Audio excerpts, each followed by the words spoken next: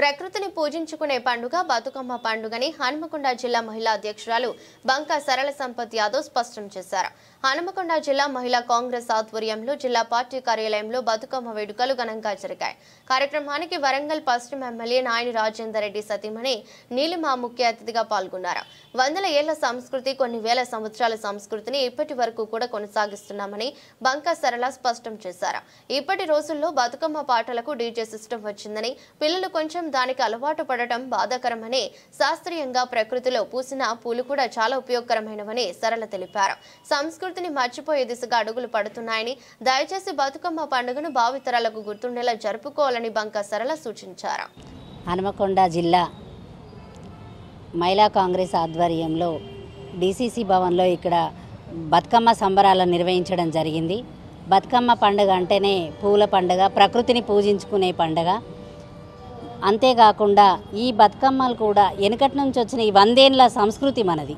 100 ఏళ్ళ సంస్కృతి, కొన్ని వేల సంవత్సరాల సంస్కృతిని మనము ఇప్పటి వరకు కూడా కొనసాగిస్తున్నాం. కాకపోతే మధ్యలో ఏమైందంటే డీజే సిస్టమ్ వచ్చింది. కొంచెం దాన్ని కూడా పిల్లలు కొంచెం దాన్ని కట్ చేయాలి. ఎందుకంటే మనకు పండుగలు ఎట్లా అంటే, మన పండుగలు ప్రతిదీ కూడా శాస్త్రీయంగా కూడా చాలా ఉపయోగకరమైనవి. పండుగలు ఏ పండుగ వెనుకైనా కానీ మనకు ఉపయోగకరమైనవే ఉంటాయి. ఇప్పుడు మనం పసుపు రాస్తాం, కడపకి పసుపు రాస్తాం అంటే యాంటీబయాటికే. అది మనము ఇంట్లో కల్లాపి చల్లుతాం, ముగ్గు వేస్తాం, అది కూడా సోడియం. పూలు అన్ని క్రిమికీటకాలు ఇంట్లోకి రాకుండా ఉంటాయి. అట్లనే ఈ బతుకమ్మలో కూడా చాలా విశిష్టత ఉన్నది.